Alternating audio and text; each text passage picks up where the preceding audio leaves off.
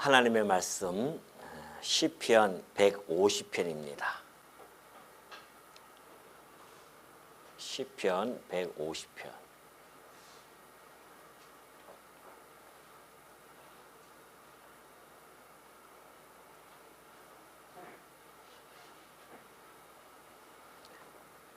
다 찾으신 줄 알고 봉독해 드립니다. 할렐루야, 그의 성소에서 하나님을 찬양하며 그의 권능의 궁창에서 그를 찬양할지어다. 그의 능하신 행동을 찬양하며 그의 지극히 위대하심을 따라 찬양할지어다. 나팔 소리로 찬양하며 비포와 수금으로 찬양할지어다. 소고치며 춤추어 찬양하며 현악과 퉁소로 찬양할지어다. 큰 소리 나는 재금으로 찬양하며 높은 소리 나는 재금으로 찬양할지어다. 호흡 있는 자마다 여호와를 찬양할지어다. 할렐루야. 예. 1년 전 오늘 제가 강론을 해드렸던 내용이 시편 100편이었습니다. 그리고 1년 동안 저 주보에 있듯이 맨 앞에 있는 부분이 이제 묵도죠. 그 묵도라고 하는 것은 묵상 기도를 줄여서 묵도라고 이렇게 표현한 겁니다. 그러니까 처음 예배를 드릴 때 우리가 묵상 기도를 드리게 되어 있는데 시편 100편을 지난 한 해 동안에 했었고요. 올해는 2023년도에는 시편 150편을 가지고 1년 동안 묵상을 할 것입니다. 그래서 오늘 시편 150편을 가지고 저희들이 그 내용이 어떠한 내용인지를 잘 살펴보고 매주일 예배 시간에 이 묵상 기도를 할 때에 그 어떤 의미인지를 가슴속에 깊이 간직하시고 함께 찬양하는 그러한 시간이 되었으면 합니다. 자, 이 시편은 150편으로 이렇게 구성이 되어져 있습니다. 그 중에 이 모든 시편의 내용을 결말짓는 그 내용이 오늘 이 115편에 잘 내용이 담겨져 있습니다. 그렇기 때문에 우리가 시편을 10번뿐만이 아니죠. 이 성경 전체를 함축하고 있는 우리가 이 성경을 왜 상고해야 되며 이걸 통해서 우리는 무엇을 해야 되는가 라고 했을 때에 시편 150편은 우리들에게 명쾌한 답을 제시해주고 있다는 겁니다. 그 내용을 한번 하나하나 살펴보도록 하겠습니다. 오늘 우리가 제목이 할렐루야입니다. 그 뜻이 150편의 첫 서문을 할렐루야로 그렇게 포문을 열죠. 할렐루야, 그의 성소에서 하나님을 찬양하며 그의 권능의 궁창에서 그를 찬양할지어다 그러죠. 자, 이 150편은 이제 찬양장인데 우리 인간이 또는 모든 것들이 해야 할 마지막 본연의 그 임무가 뭔가 그것이 바로 하나님에 대한 찬양이라는 겁니다. 그것이 이제 150편에서 어떻게 전개되어지는지를 하나하나 살펴보도록 할게요. 자, 먼저 우리가 찬양을 하게 되어지는데 첫 번째입니다. 1절에서는 이 찬양의 대상이 누구인가를 정확하게 제시해주고 있습니다. 대상이제요. 사실 세상에서는 그 찬양의 대상들이 참 많이 있습니다. 요즘 젊은 사람들은 소위 잘 나가는 연예인들 또 어떤 스포츠 스타 이런 사람들에 대한 찬양의 대상이 되어지죠. 그래서 오늘 이 시대에 뭐 여러분이 잘 아는 뭐 BTS 같은 경우는 전 세계적으로 정말 이 BTS를 찬양하는 사람들이 너무나 많이 있습니다. 시대마다 그 세상에서 찬양의 대상들은 많이 바뀝니다. 때로는 뭐 마이클 잭슨이 되기도 하고 때로는 뭐 이 스포츠에서는 뭐 메시가 되어지기도 하고 그렇듯 많은 사람들을 찬양의 대상으로 삼기도 하고요. 그런가 하면은 1월 성신을 찬양의 대상으로 삼기도 합니다. 1월 성신이라고 하는 것은 해, 달, 모든 별들 아니겠습니까? 그 오늘도 해맞이를 하라고 우리 아까 제사님 기도해 주셨지만은 해맞이하러 가신 분들도 참 많이 있습니다. 왜? 그 떠오르는 태양을 바라보면서 자기의 소원을 빌어보는 거죠. 그 해가 뭘 힘이 있다고 그 해를 바라보면서 소원을 비는 그런 것이 이제 세상의 풍속입니다. 그런 거 하면은 기괴하게 생긴 어떤 고목들을 보면은 거기다가 온갖 것을 장식을 하고 그곳에다가 또 소원을 빌기도 합니다. 이럴 때 우리 모든 인간들은 어떠한 그 찬양의 대상을 찾고 그 대상을 향해서 찬양하면서 살아가는 것이 인간이 가지고 있는 하나의 그 본성 중에 하나입니다. 바울이 얘기했듯이 범사에 종교성이 많다고 했던 그 아덴 사람을 향하여 그렇게 이야기했듯이 세상 사람들은 다 범사에 종교성이 있습니다. 그렇기 때문에 자기가 섬기는 종교를 가지고 살아가죠. 그러나 기독교에서는 그 섬기는 대상을 눈에 보이는 이러한 피조물이 아니라는 겁니다. 보이지 아니하는 그 대상이 있는데 그분이 바로 여호와 하나님이라는 뜻이죠. 자, 이 할렐루야라는 이름은 여호와를 찬양하라는 뜻입니다. 할렐루야라고 하는 그 의미는 여호와를 찬양하는 것인데 그 이름에서는 여기 1절을 보면 그러죠. 할렐루야. 그러면 여호와를 찬양하라. 여호와 이름이 나오고요. 또 하나님을 찬양하며 그래요. 그러니까 하나님이라는 명칭이 두 개가 나옵니다. 다시 말해서 신명이 있어요. 하나님에 대한 이름이 여호와가 있고 하나님이 있습니다. 여호와와 하나님이죠. 하나님은 보통 명사입니다. 그리고 이 여호와라는 이름은 고유 명사예요. 오로지 여호와는 하나님 외에는 붙일 수가 없습니다. 그러나 이 하나님이라고 하는 이 용어는 일반 그 이방 종교에서도 신을 갖다가 하나님이라고 하거든요. 이것이 이제 능력자, 엘이라고 하는 단어를 사용해서 능력자 그렇게 사용하기 때문에 이방 신에서도 이방 종교에서도 신을 섬길 때 이 단어를 사용하기도 합니다. 그래서 보통 명사예요. 그러나 우리 기독교에서 섬기는 그 하나님은 그 이름이 고유한 이름이 있습니다. 그 이름이 바로 여호와예요. 이 여호와라는 이름 그리고 이 하나님 그러니까 우리는 그 하나님을 부를 때에 여호와 하나님 혹은 하나님 여호와라고 그렇게 부르는 거죠. 그러니까 기독교에서 그 찬양의 대상은 바로 여호와 하나님 곧 신이십니다. 그렇다고 한다면 이 신명에는 어떤 의미가 담겨져 있을까요? 이 의미에는 여러 가지 의미가 함축되어져 있는데 자 먼저 첫 번째 하나님 스스로 존재하고 계신다. 다시 말해서 그 존재에 대한 문제죠. 존재론적으로 접근을 해 나갔을 때에 하나님은 스스로 계시다는 겁니다. 우리 인간들은 피조되어진 자들이죠. 만들어진 자들입니다. 스스로 우리가 이렇게 있는 존재들이 아닙니다. 그러니까 우리 인간들이 늘 궁금한 것이 도대체 우리의 인류의 시조는 어떻게 시작되어졌는가 그거 아니겠어요? 그러니까 그걸 탐구하려고 애쓰고 하다 보니까는 뭐 진화론 같은 것들이 나오는 거죠. 뭐 아메바가 변하고 오랜 시간 동안 변해서 점점 우리 인간으로 진화되어졌다고 하는 것을 그들은 그러한 추론을 통해서 설명을 해 가고 있습니다. 그러나 우리 인간을 보면요. 결코 그렇지 않습니다. 인간을 누구야 어떠한 설계를 가지고 만들지 않는 이상 우리 인간의 이런 모습이 나올 수가 없어요. 모든 동물들도 마찬가지고. 그렇기 때문에 우리 이 인간의 이 모습만 보더라도 누가 우리가 창조되어진 피조물이라는 것을 너무나 잘 알 수가 있습니다.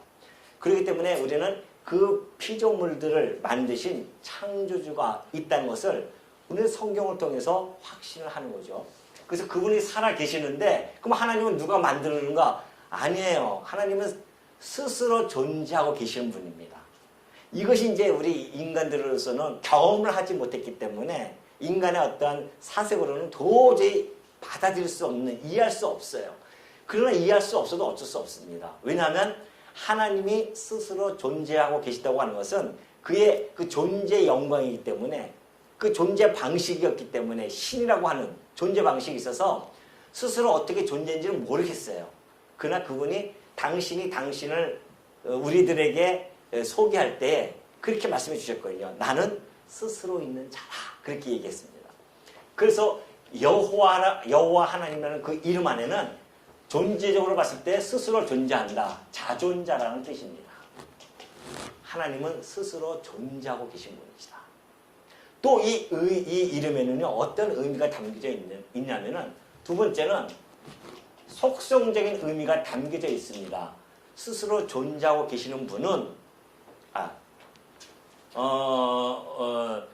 전능자죠. 이 하나님이라는 그 이름 자체가 전능자라는 뜻을 가지고 있어요. 그래서 전능자이다. 또 주권자이다. 이런 뜻을 가지고 있습니다. 속성적으로. 여호와 하나님 이름에는 우리가 우리 아이들에게 이름을 지을 때 제 이름도 마찬가지고 우리 부모들이 이름을 짓습니다. 근데 그 이름을 지을 때의 뜻을 거기다가 두잖아요. 너는 이렇게 좀 살았으면 좋겠다.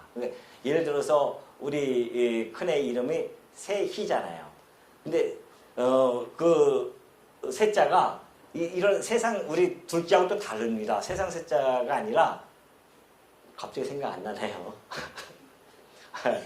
하여튼 세상에서 빛이 나라 그런 뜻이거든요. 세상에 좀 빛이 되라. 빛날 시자에 써가지고서는 그렇게 되어졌는데 세자가 조용한 세자에 썼습니다. 그 지금 찾기 힘들어요. 그 단어가. 왜 그때 제가 그걸 만드는지 모르겠습니다. 그래서 조용하게 빛나라.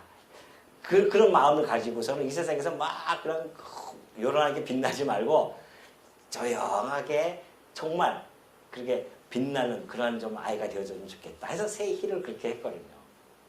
그렇듯이 하나님의 이름에도 그런 뜻이 있는 겁니다. 그래서 존재적인 의미는 자존자이시고 속성적인 이름은 전능자 주권자이시며 세 번째는 사역적인 의미도 이 안에 담겨져 있어요.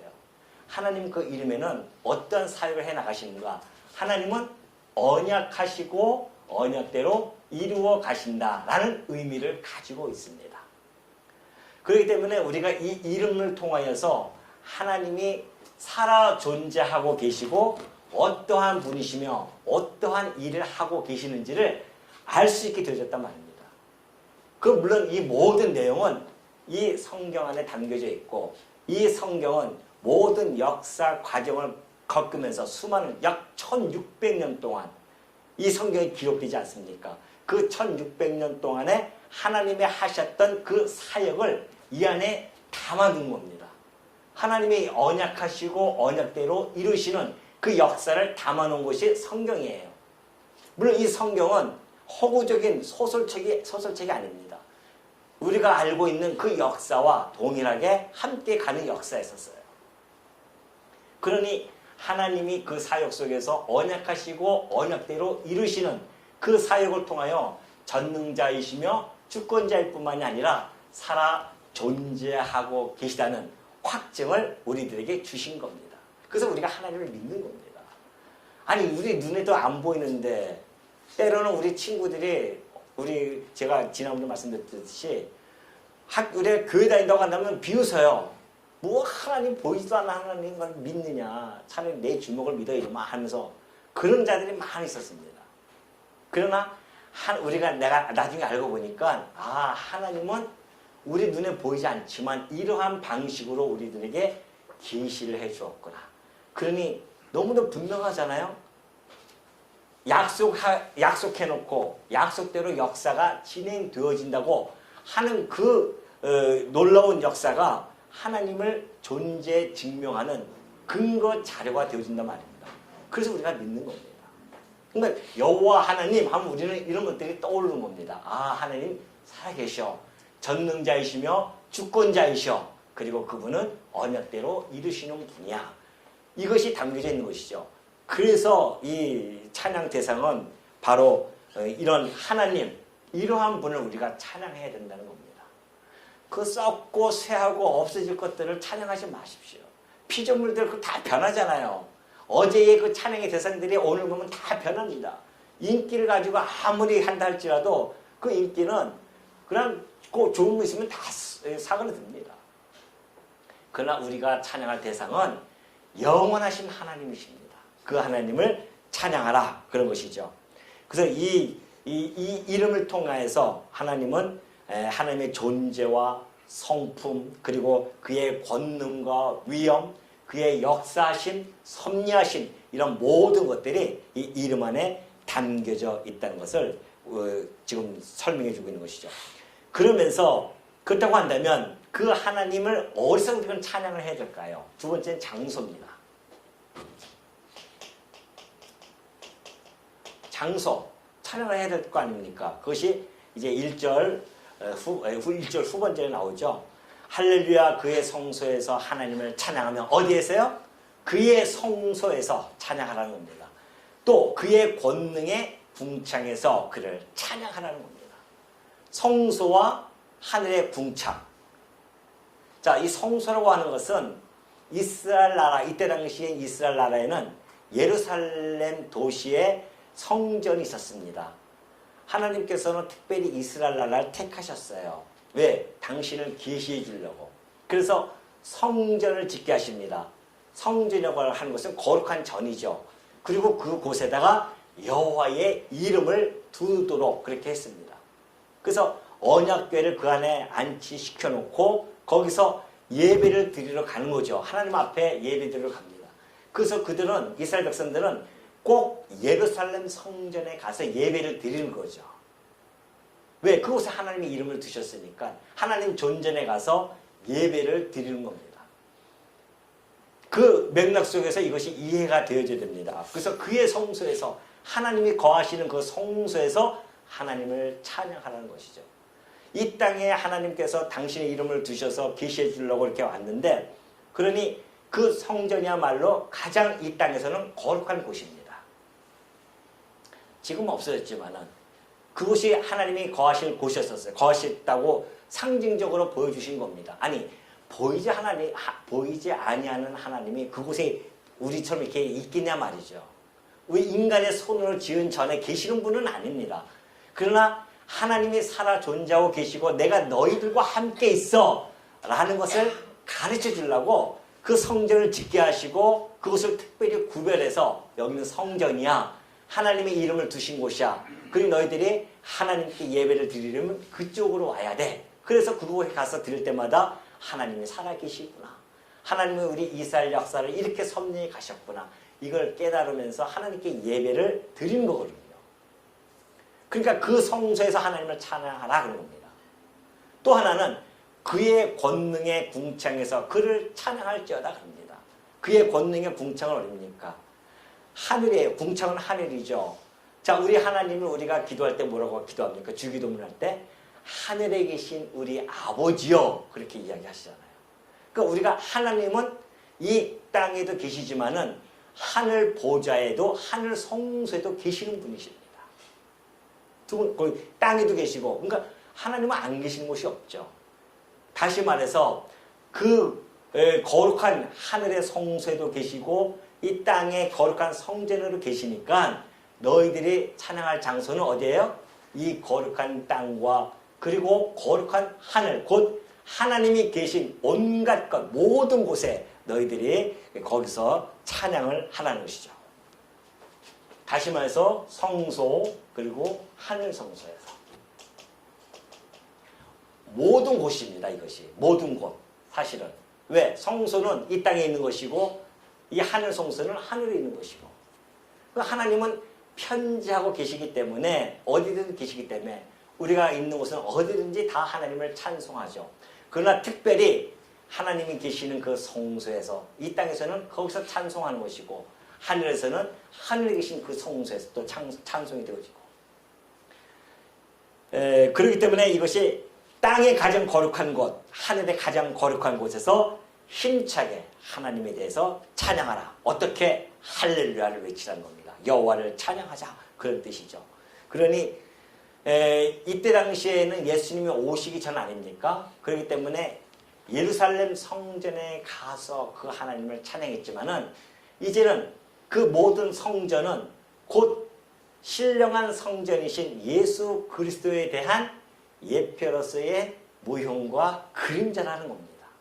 그래서 이제는 예수님이 이 땅에 오셨잖아요. 그래서 이 예루살렘 성전을 하나님이 없애버린 겁니다. 그래서 이스라엘 나라에 지금 성전이 없잖아요.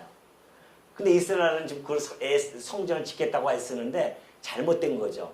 더 이상 성전은 필요 없습니다. 왜? 예수 그리스도께서 머리가 되시고 여러분이 바로 하나님의 성전이 되어진 겁니다. 이 놀라운 사실이에요. 그러니까 하나님은 이런 신령한 성전을 준비하시기 위해서 이것을 먼저 모형적으로 보여준 게 예루살렘 성전이었습니다. 그러니 실체이신 예수님이 이 땅에 오셔서 그리고 그분이 우리의 머리가 되시고 이제 여러분들이 그 성전의 제목으로 지어져 가고 있는데 더 이상 필요 없잖아요. 모형은 더 이상 필요 없단 말입니다. 그래서 하나님 이걸 다 없애버린 거예요. 그러니 이제는 어디서 찬양합니까? 우리가 찬양을 하는 겁니다. 그래서 이 지상에서는 참 성전인 우리가 그 안에서 우리가 하나님이 우리 안에 계시지 않습니까? 성령이 우리 안에 계시고 그리고 이 모임 안에 이 교회 안에 하나님이 거하시는 거란 말입니다. 우리는 지금 성전으로 지어져 가고 있어요. 그러니 우리가 이곳에서 찬양하지 아니하면 세상은 찬양 못한다니까요. 하나님을 알지 못하는데 어떻게 찬양합니까? 찬양의 대상을 모르는데 어떻게 찬양할 수 있겠냐 말이죠. 찬양의 대상을 아는 자들은 성도 외에는 알 수가 없어요. 왜? 우리는 거룩한 무리들이니까. 그러니까 우리가 찬송을 하는 겁니다. 이 땅에서 우리가 거룩한 성전이 되어져서 우리가 찬송을 하는 거죠. 그래서 이 찬양의 장소를 정확하게 제시해주고 있는 것이죠. 자, 그러면서 이제 2절에 넘어가면서 그의 능하신 행동을 찬양하며 그의 지극히 위대하심을 따라 찬양할지어다. 세 번째는 우리가 왜 찬양해야 되는가? 이유예요. 혹은 어떤 내용을 우리가 찬양해야 되는가? 이것이 이제 3절에 2절에 나타나죠. 그가 능하신 행동을 취했기 때문에 행하였기 때문에 찬양하라는 겁니다. 그 이유가 뭐예요? 그의 능하신 행동. 다시 말해서 하나님이 하신 일이 있어요. 그 일을 통하여서 그 일 때문에 찬양하라. 또 하나는 그의 지극히 위대하심을 따라서 찬양하라. 그분은 위대하시기 때문에 찬양을 하라는 겁니다. 그러니까 여기서 이야기하는 것은 그분이 하신 일과 그분이 어떠하신 위대하신 그것을 좀 찬양하라는 것이죠. 그럼 그분이 하신 일이 뭔가? 아까 얘기했듯이 하나님은 이 땅을 창조하셨습니다. 그리고 이것을 보존하고 뿐만이 아니라 하나님은 섭리까지 하셔요. 그래서 하나님은 크게 창조 사역을 하셨고 섭리 사역을 해 가십니다. 이것이 하나님의 하신 일이에요. 그 뭘 하셨는가? 이 땅을 창조하셨어요. 이 우주 만물을 창조했단 말입니다. 얼마나 정밀하고도 세밀하게 얼마나 정말 아름답게 이 세상을 지었는지 몰라요. 하나님만이 지을 수 있죠. 이 우주가 우연하게 만들어졌겠냐 말이죠. 어떤 원인이 없이 어떻게 만들어질 수 있습니까? 이 분필 하나도 가만히 있으면 이렇게 분필이 만들어집니까? 누구의 손에 의해서 만들어질 수밖에 없어요. 모든 물질이라고 하는 것은. 그러니 하나님께서 물질을 만들지 아니하셨다고 한다면 어떻게 이것이 우연히 만들어지냐 말이죠. 이렇게 떠다니는 모든 이 광물질들이 눈에 보이지 않는 광물질들이 100만 년, 수백만 년 지나다 봅시다. 그러면 이것이 하나 만들어질까요, 이게? 말이 안 되죠. 근데 성경에는 하나님께서 내가 이 모든 우주 만물을 창조했느라고 분명히 전달해주고 있단 말입니다. 그러니까 이 우주의 역사는 하나님으로부터 비롯되어졌구나. 이걸 우리가 충분히 깨달을 수 있는 거죠. 맞아. 이 우주를 보니 어쩜 이렇게 자연의 법칙이 행성 하나, 이 지구가 지금까지 보존되는 거 보십시오. 이 우주 만물이 얼마나 최적화되어졌는지는 몰라요. 이 지구가 달에게 조금만 더 가도 우리는 다 그냥 얼어 죽어버리고요. 해 쪽으로 조금만 더 기울어도 우리는 다 죽어버립니다. 근데 어떻게 그렇게 사계절을 돌 수 있도록 하나님께서 만드시고 그 천체를 장악하시고 움직여 가고 계시냐 말이죠. 그것이 바로 하나님의 창조 사역입니다. 그 일, 행하신 일들. 또 하나는 섭리사역이죠. 하나님이 어떤 일을 해나가시는가. 이 우주 만물을 만드실 뿐만이 아니라 모든 만사를 섭리해 가시는 분이십니다. 그것이 대표적으로 이스라엘 역사에 있었어요. 이스라엘 나라를 애굽에서 건져내시고 나라를 세워주겠다고 약속하신 대로 나라를 세워줬습니다. 그리고 그분이 약속하신 대로 그들이 바벨론으로 끌려갔다가 다시 포로에서 돌아와요. 이 모든 일련의 사건들은 구원의 역사에 있었습니다. 이스라엘을 구원해 나가는 그 역사에 있었습니다. 그 역사는 곧 우리 이 당신의 택한 백성들을 구원해 가실 것에 대한 모형과 또 그림자 있었어요. 마침내 실체이신 우리 예수님이 이 땅에 오셔서 그가 십자가에서 죽으심으로 말미암아 이제 구원의 역사가 시작되어졌고 여러분과 저는 그 이스라엘 나라가 애굽에서 건짐을 받는 것처럼 우리는 죄와 사망이라고 하는 그곳에서 건짐을 받아서 하나님 나라를 이루어서 지금 살아가고 있지 않습니까? 이것이 하나님이 하신 일이에요. 구속의 역사. 그러니까 우리는 이걸 통해서 하나님을 찬양해야 할 이유가 바로 여기에 있구나. 하나님이 그가 행하시는 일, 다시 말해서 그의 능하신 행동, 이것이 능하신 행동이에요. 능력이 없으면 안 된단 말입니다. 그가 전능자이고 주권자가 아니면 이런 일들을 해나갈 수가 없고요. 이 우주 만물을 지금도 장악하고 있지 못한단 말입니다. 지금 망한데 막 부딪히고 난리 나겠죠. 벌써 망해도 한참 전에 망했습니다.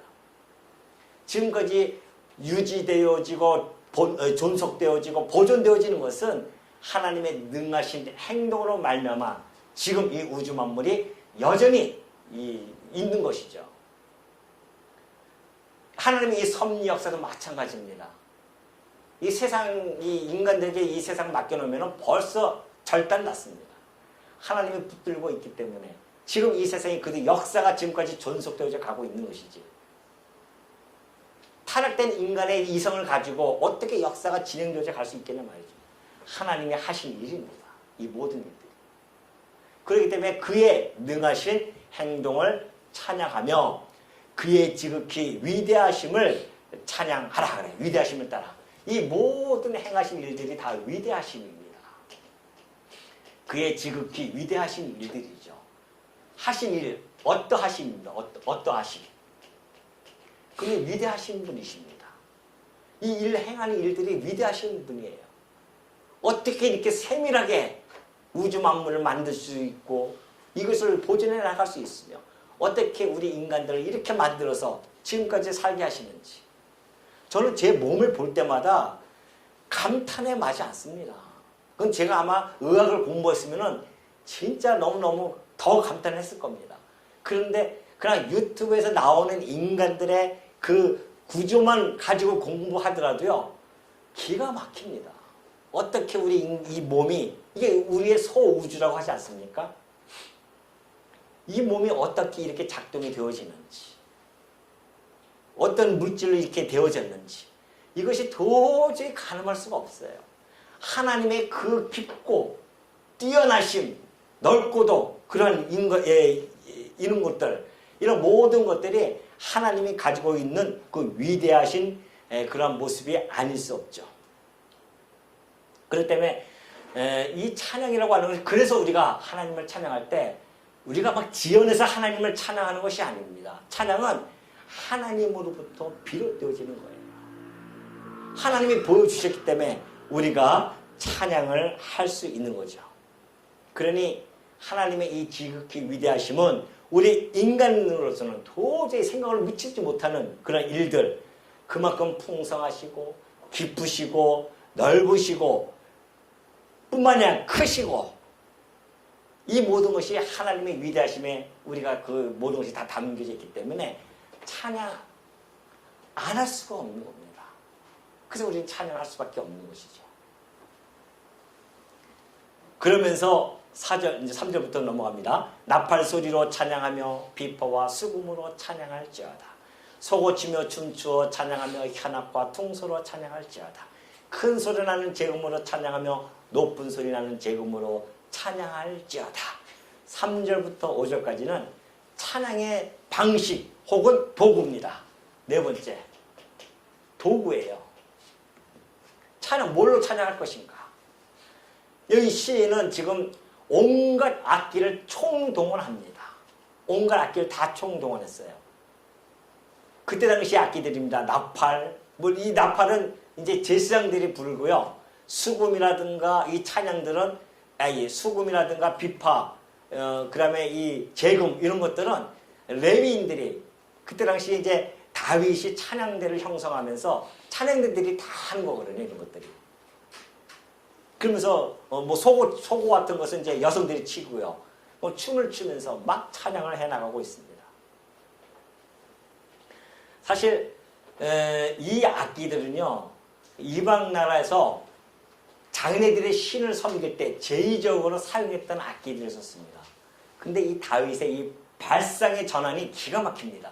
그들이 사용한 그것들을 우리가 참 하나님에 대한 참 마음과 참 경외함을 가지고 있다고 한다면, 그런 마음을 우리가 견지하고 있다고 한다면 어떤 악기를 가지고 있다 할지라도 그 악기가 오히려 거룩한 악기로서 하나님을 찬양할 수 있다는 겁니다. 이것이 다윗이 가졌던 발상의 전환이 있었어요. 그래서 그걸 가지고 도입을 해가지고서는 하나님을 찬양하는 데 사용합니다. 그렇죠. 그 악기 자체가 무슨 죄가 있겠습니까? 한때 우리 처음에 우리 장로교 들어왔을 때는 하도 막 거룩 하다 보니까 피아노만이 하나님을 찬양할 줄 알고 우리는 그렇게 생각했었단 말이죠. 그러니까 교회에 기타가 들어오면은 난리가 났었어요, 처음에는. 근데 지금은 기타 가지고 다 우리 하나님을 찬양하지 않습니까? 아니, 어떤 악기든지. 가야금이면 어떻습니까? 우리나라 고유 악기잖아요, 가야금. 그 가야금으로 하나님을 찬양한다? 그 가야금을 연주하는 그 마음, 연주하는 자의 그 마음이 중요한 것이죠. 어떤 것으로, 어떤 악기를 가지고서는 하나님을 찬양하든 그 마음속에 하나님을 향한 참 마음, 하나님을 경외하는 그러한 자세, 이것들만 견지하고 있으면요, 충분하게 모든 것이 다 하나님을 찬양하는 도구로서 사용되어질 수 있다는 것입니다. 악기뿐만이 아니잖아요. 우리 입술도 마찬가지, 우리의 목소리가 마찬가지입니다. 우리의 목소리도 악기예요. 하나님을 찬송하는 악기란 말입니다. 이 목소리뿐만이 아니라 우리의 삶을 통해서도 하나님을 찬양하는 겁니다. 우리의 거룩한 삶. 우리가 어떻게 하나님을 찬양합니까? 우리 삶이 찬양이에요. 어떻게 해요? 범사의 그를 인정하면서 살아가는 삶. 이것이 하나님을 찬양하는 겁니다. 나는 그건 도저히 인정할 수 없습니다. 그게 아니라 어떤 어려움이 있다 할지라도 이것이 하나님 안에서 이루어지는 일입니다. 그걸 인정하고 받아들이고 하나님께 간구하고 도움을 청하고, 이런 삶이 하나님 거룩한 삶의 모습이고, 이것이 바로 하나님을 찬양하는 삶, 하나님을 경외하는 삶, 이 모든 것들이 우리가 모든 것들을 통하여서 하나님을 찬양한다는 것을 잊지 마시기 바랍니다. 그러면서 마지막으로 6절에 보면 호흡이 있는 자마다 여호와를 찬양할지어다. 할렐루야 그러죠. 호흡이 있는 자마다. 다시 말해서 찬양의 주체는 누구인가? 자, 도구는 뭐예요? 온갖 것으로 다 하나님을 찬양하면 됩니다. 우리의 온갖 것으로, 우리의 입술도 찬양은 다 하는 것이죠. 다섯 번째, 찬양의 주체. 찬양의 주체는 도대체 누군가? 여기 뭐라고 적혀 있습니까? 호흡이 있는 자마다 다 여호와를 찬양하라는 겁니다. 자, 하나님이 최초로 사람을 만드셨어요. 그리고 그 코에 생기를 불어넣었습니다. 그래서 인간이 호흡하기 시작한 겁니다. 생명의 기운을 넣어서 호흡하기 시작했어요. 그러니까 인간은 그 생명의 호흡을 하나님으로부터 부여받은 겁니다. 그래서 우리가 호흡할 수 있는 것이죠. 그러니 우리의 이 인간의 호흡은요, 절대적인 하나님께 절대적으로 의존할 수밖에 없습니다. 하나님이 이 호흡을 걷어가시면 그걸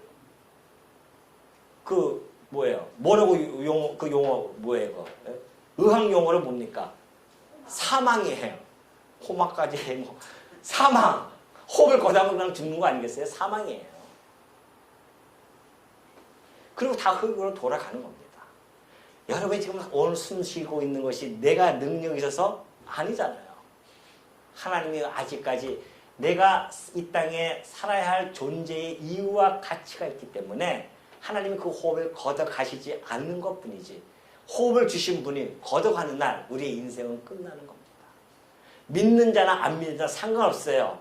믿는 자에게도 하나님의 목적이 있는 것이고 안 믿는 자에게도 하나님의 목적이 있기 때문에 하나님의 목적이 끝나는 날 그 생명을 걷어가시는 겁니다. 그것이 기독교적인 인생관이에요. 뭐 내가 열심히 해가지고 뭐 하면은 인생이 더 연장될 줄 알고, 아니에요. 우리는 이미 태어날 때 죽을 거 이미 다 하나님이 정해놓고 이 땅에 보내신 겁니다. 그래서 살아가는 거예요. 그러니까 우리가 죽음에 대해서 두려워하지 않는 이유는, 왜? 우리는 영원한 생명이 있으니까. 이 땅에서의 생명이 끝나고 나면 영원한 생명이 우리에게는 항상 존재해 있기 때문에, 그러니까 우리가 하나님을 의지하고 살아가는 거 아니겠습니까? 우리의 호흡은 하나님께 있나이다. 근데 우리는 그 호흡을 주신 하나님을 의지하지 않고 호흡하는 인간을 어떻게 의지할 수 있겠냐 말이죠. 성경에도 그렇지 않습니까? 호흡하는 인간을 의지하지 말라. 왜? 그 호흡을 하나님께서 오늘 밤에 걷어가시면 어떻게 하겠냐 말이죠. 근데 우리는 그 호흡하는 인간을 의지하지 않습니까? 의지하고 있지 않습니까? 이게 어리석음입니다. 우리는 호흡을 주관해 가시는 하나님을 의지하는 자들입니다. 만약 하나님께서 우리가 이 생명을 걷어가시는 그 하나님을 찬양하는 것, 우리의 호흡을 가지고 우리의 이 생명을 가지고 하나님을 찬양하는 것만큼 가치 있게 사용되어지는 것은 없습니다. 하나님이 주신 이 호흡, 이것을 가지고 우리는 하나님을 찬양하는 거죠. 그러니 이 호흡의 참된 의미와 가치는 오로지 여호와 하나님의 이름을 찬양하는 곳에, 그곳에 부여를 받는 겁니다. 우리는 왜 호흡합니까? 하나님을 찬송하기 위해서 이 땅에 태어난 거예요. 우리의 삶의 과정 속에서 우여곡절을 겪으면서 공고함과 형통함을 다 겪는 이유는 결국에 누구를 찬송하기 위해서, 이 모든 일이 하나님이 하신 일입니다. 당신의 능력과 주권으로 스스로 존재하고 계시는 그 하나님께서 행하신 것입니다. 모든 일을 작정하시고 성취해 가시는 하나님이 해나가신 것입니다. 이것이 마침내 우리의 입술에서 마지막 생애 동안도 물론이거니와 우리의 영원토록 부를 찬송이 바로 그 찬송이에요. 그래서 여기 보십시오. 마지막에 할렐루야 아닙니까? 하나님의 존재 방식은 당신의 영광을 드러내는 겁니다. 하나님의 존재 방식은 그래요. 당신이 가지고 있는 영광, 그 속성의 영광들, 존재의 영광들, 이런 것을 드러내는 것이 하나님의 존재의 어떤 방식입니다. 성도의 존재 방식은 뭔지 아십니까? 찬양이에요. 우리의 존재 방식은 찬양이란 말입니다. 그 찬양을 하지 않는다고 하는 것은 우리 존재가 의미가 없어진다는 겁니다. 우리가 살아있을 동안에 하나님을 찬양하는 것, 이것이 우리가 사는 가치로움이며 존재의 의미며 하나님이 우리를 만드신 목적이라는 것 잊지 마시기 바랍니다. 그래서 할렐루야 마지막 그러지 않습니까? 뭐예요? 할렐루야 여호와를 찬송하라. 이것이 우리 호흡을 가지고 있는 자들이 누리는 그러한 노래라는 것 잊지 마시고요. 우리뿐만이 아니라 모든 만물이 사실은 하나님을 찬송하는 겁니다.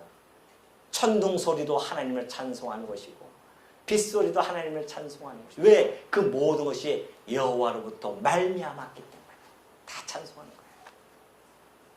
그러니 1년 동안에 우리가 매주마다 이 찬송을, 이 시를 부르면서 하나님의 행하신 일을 기억하시고 그 하나님을 날마다 찬송하는 주의 종들이 되어주시기를 당부드립니다.